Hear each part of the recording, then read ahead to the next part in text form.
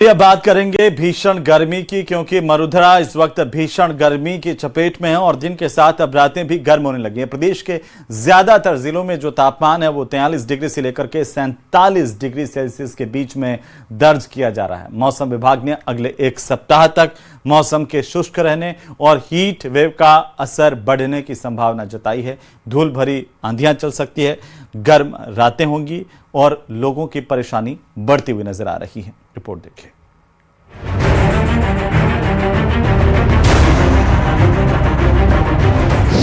मरुधरा में heat wave का red alert, धूल भरी हवाओं ने बढ़ाई मुश्किल, 47 डिग्री के पार पहुंचा।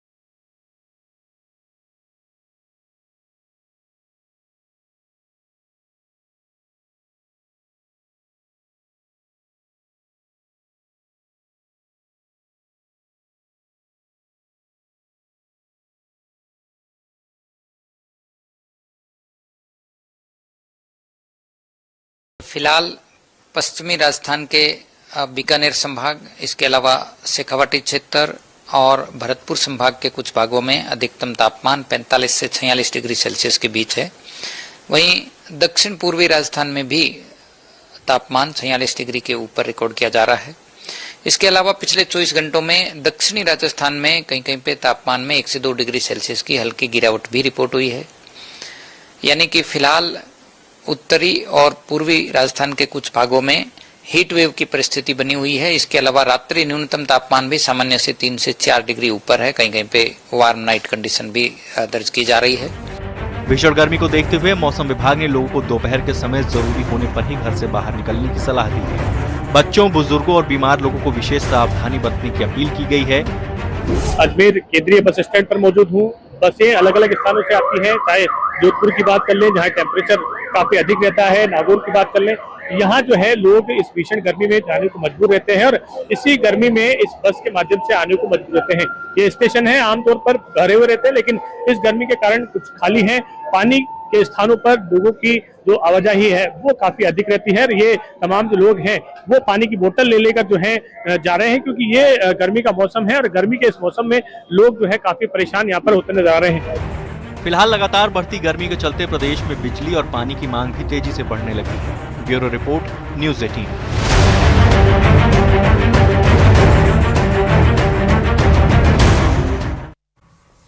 मोलकर बोलने की सीख देते रहे हैं, लेकिन कई बार प्रशंसकों से तालियां हासिल करने या फिर अपना आत्मविश्वास दिखाने के लिए माननीय कुछ इस तरह के शब्द बोल जाते हैं जो संसदीय गरिमा के खिलाफ माने जाते हैं। यही वजह है कि रायबरेली में नेता प्रतिपक्ष के एक बयान से सियासी घमासान मच गया। रिपोर्ट देखिए।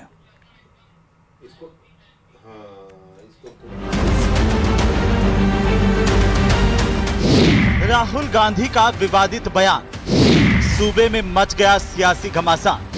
गहलोत बोले, राहुल ने दिया देश की भावना को स्वर। बीजेपी का तगड़ा पलटवार, राहुल को न शब्दों का ज्ञान न संस्कार। राहुल गांधी को शब्द चयन तो आता ही नहीं है, संस्कार उन्होंने प्राप्त नहीं किए। उनके वरिष्ठ नेताओं ने शायद इसी प्रकार की बात उनको सिखाई है। अगर स्थिति बिगड़ गई, लोग सड़कों पे आ गए तो देश का क्या होगा, वो चिंता मोदी जी को भी होनी चाहिए। नेता प्रतिपक्ष राहुल गांधी ने अपने संसदीय क्षेत्र रायबरेली में प्रधानमंत्री और गृह मंत्री पर ऐसी टिप्पणी कर दी जिसे लोकतांत्रिक भारत स्वीकार्य नहीं करता। संसदीय गरिमा अनुमति नहीं देती। इसके बावजूद पार्टी के सिपहसालार अपने नेता को जस्टिफाई करने लगे। दरअसल राहुल गांधी का विवादित बयान उन्हें अपनी वफादारी साबित करने का मौका दे दिया, वो मौका जिसकी उन्हें सख्त दरकार रहती है। 2 बार सूबे की कमान संभाल चुके अशोक गहलोत ये जानते हैं कि अगर कांग्रेस भविष्य में कभी सत्ता के करीब पहुंचती है तो तीसरी बार गहलोत को प्रदेश की कमान तभी मिलेगी जब उन्हें आला कमान का आशीर्वाद प्राप्त होगा। इसीलिए गहलोत ने मुक्त कंठ से अपने लीडर को सही साबित करने का नाकाम प्रयास किया। उम्मीद के मुताबिक बीजेपी ने तगड़ा पलटवार किया। प्रदेश अध्यक्ष मदन राठौड़ ने 2 टूक कह दिया कि राहुल ने अपनी ऐसी हरकतों से पार्टी को नेस्तनाबूद होने के कगार पर पहुंचा दिया है। मैं सोचता हूं कि राहुल गांधी विक्षिप्त हो गए हैं। ऐसा विक्षिप्त व्यक्ति इस प्रकार की बात कर सकता है, और जो इस देश के प्रधानमंत्री के लिए, देश के गृह मंत्री के लिए, जिन्होंने इस देश को समृद्ध करने में अपना सर्वस्व आहुति दे दी, सब कुछ काम कर दिया, उनके लिए इस प्रकार का शब्द प्रयोग कर देना, मैं सोचता हूं कि अत्यंत निंदनीय है, घृणित है। इसका सबक जनता ने तो दिया है उनको। पश्चिमी बंगाल में, तमिलनाडु में भी वो एकदम साफ हो गए। हिंदुस्तान के मानचित्र से, राजनीतिक पटल से कांग्रेस नेस्तनाबूद हो गई है, और ये रही सही कसर ये राहुल गांधी जी पूरी कर रहे हैं। देखिए, देश को देशभक्ति का ISO सर्टिफिकेशन कम से कम राहुल गांधी जी से तो नहीं लेना, और राहुल गांधी जी का खुद का रिपोर्ट कार्ड देश की जनता उन्हें दे चुकी है। दुनिया के अंदर सबसे ट्रस्टेड देश भारत है। सारे देश भारत को साथ लेकर चलना चाहते हैं। ऐसे माहौल के अंदर राष्ट्र कल्याण भी हो रहा है और राष्ट्र सुरक्षा भी हो रही है। अंत्योदय भी है और सर्वोदय भी है।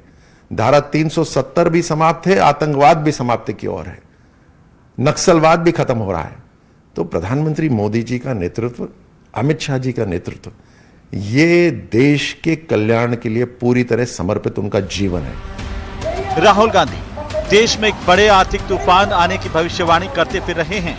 इसी मुद्दे पर वार पलटवार जारी है, आरोप प्रत्यारोप अपनी जगह, लेकिन एक बात तो तय है कि 28 फरवरी को जब ईरान पर हमला हुआ और होर्मुज की खाड़ी बंद हो गई तो पूरी दुनिया में तेल की सप्लाई चेन टूट गई, क्योंकि दुनिया का 20% तेल इसी रास्ते से आता था।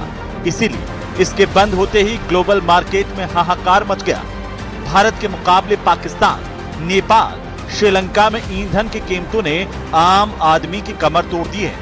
इन सब के बीच भारत की स्थिति काफी स्थिर और संभली हुई नजर आती है। Bureau report, news 18 Rajasthan.